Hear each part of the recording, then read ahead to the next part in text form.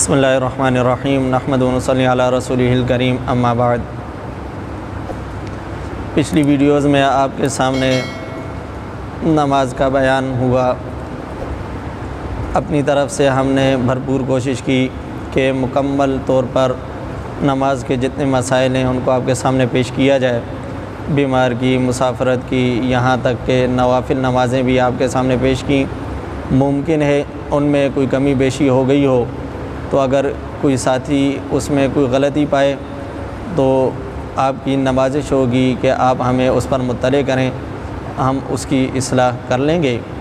ظاہر ہے کہ ہم بھی انسان ہیں اور انسان سے غلطی ہونا کوئی بعید نہیں، تو ممکن ہے کوئی غلطی کسی ویڈیو میں ہو گئی ہو یا کوئی ایسی بات ہو گئی ہو جو نہیں کرنی چاہیے تھی۔ تو اگر کسی ساتھی کو کوئی ایسی بات ملے تو وہ ہمیں کمنٹس میں بتا سکتے ہیں یا پرسنل نمبر پر بھی بتا سکتے ہیں، تو انشاءاللہ ہم کسی اور ویڈیو میں اس کی اصلاح کر لیں گے اور اپنے ویور سے اس کی پیشگی معافی بھی چاہتے ہیں۔ آج سے آپ کے سامنے کچھ عقائد کے بارے میں بات کرنا چاہتے ہیں۔ یاد رکھیں کہ اعمال اس وقت تک مفید اور کارگر نہیں ہوتے جب تک کہ انسان کا عقیدہ صحیح نہیں ہوتا۔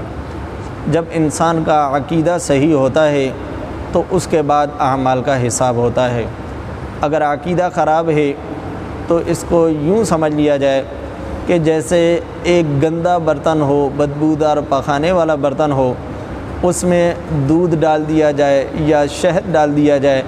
تو وہ کبھی بھی استعمال کے قابل اور لائق نہیں ہوگا۔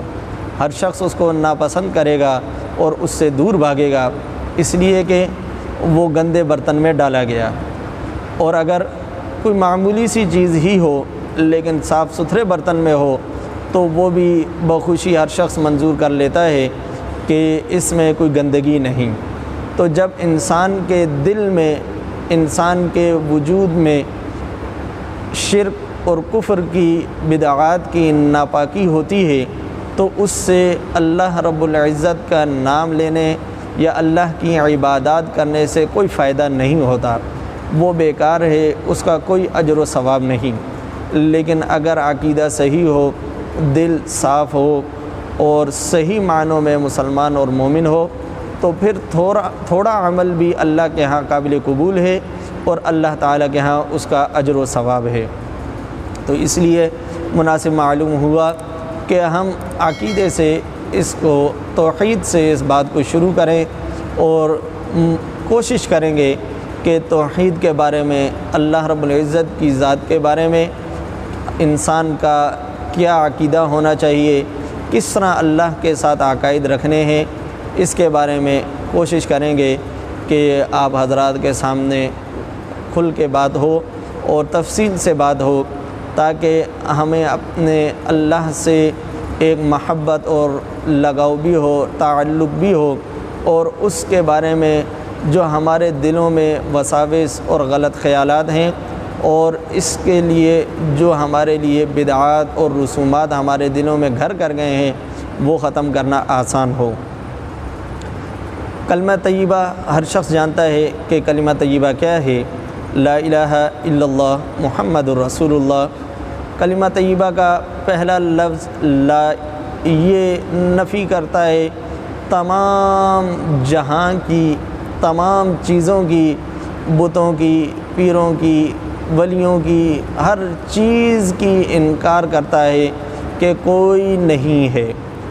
لا، کوئی نہیں ہے، نہ کوئی معبود ہے، نہ کوئی خالق ہے، نہ کوئی مالک ہے، نہ کوئی رازق ہے، نہ کوئی بچے دینے والا ہے، نہ کوئی بچے چھیننے والا ہے، نہ بیماری دینے والا ہے، نہ بیماری کو ختم کرنے والا ہے،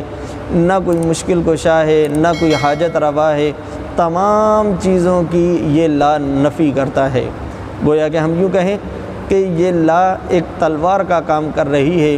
جو ہر چیز کو کاٹ رہی ہے، ہر چیز کو ختم کر رہی ہے۔ مگر اس کے فوراً بعد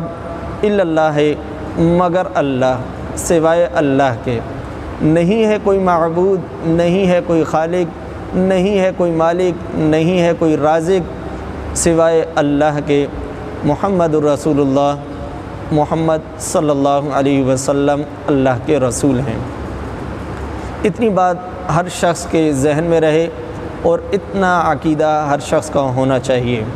باقی تفصیل انشاءاللہ آپ کے سامنے وہ بھی پیش کریں گے، اور اس کی مطابق ہمیں اپنے عقیدے کو درست کرنا ہے اور اس کے مطابق ہمیں اپنی زندگی کو بنانا ہے، تاکہ ہمارا اپنے رب سے عقیدہ اور تعلق صحیح ہو، تاکہ ہم جو ٹوٹی پھوٹی عبادت کریں، غلط سلط نماز جیسے کہ ہم پڑھتے ہیں کہ ہمارا دھیان کہیں ہوتا ہے، اعضاء کہیں ہوتے ہیں، زبان کہیں ہوتی ہے، شروع نماز کہیں ہوتی ہے، آخر کہیں ہوتی ہے، تو یہ تمام چیزیں ہونے کے باوجود بھی اگر ہم یہ چاہتے ہیں کہ ہماری نماز اللہ کے ہاں قابل قبول ہو اور اس پر ہمیں اجر و ثواب ملے اور اس پر ہمارے لیے اعمال کے درجات کے بلندی کا سبب بنے، اور اسی طرح ہمارے روزے کہ جن میں ہم دن بھر غیبت کرتے ہیں، چغلیاں کھاتے ہیں، زنا کرتے ہیں، گانے سنتے ہیں، فضول لغویات میں وقت گزارتے ہیں، اور ہم یہ سمجھتے ہیں کہ ہم نے روزہ مکمل کر لیا، تو اس پر اجر و ثواب کا مرتب ہونا۔ اسی طرح باقی جتنے اعمال ہیں، ہم اپنے ہر عمل کو دیکھیں تو ہر عمل میں کوئی نہ کوئی غلطی، کوئی نہ کوئی کمی کوتاہی ہوتی ہے، لیکن پھر بھی ہم اس چیز کے خواہش مند ہوتے ہیں، اس چیز کی تمنا رکھتے ہیں کہ میں نے اتنی مشقت کی، اتنی تکلیف کی، اب ہمیں اس پر اجر و ثواب ملنا چاہیے، اس پر ہماری درجات کی بلندی کا سبب ہونا چاہیے۔ تو یہ تبھی ممکن ہے جب ہمارا دل صحیح توحید سے لبریز ہوگا اور اللہ سے ہمارا تعلق صحیح ہوگا۔ اگلی ویڈیو سے انشاءاللہ آپ کے سامنے توحید کے بارے میں جو مختلف عقائد ہیں بالتفصیل بیان کریں گے۔ اللہ رب العزت ہمیں اپنے ساتھ تعلق بنانے والا بنائے۔ وآخر دعوانا ان الحمد للہ رب العالمین۔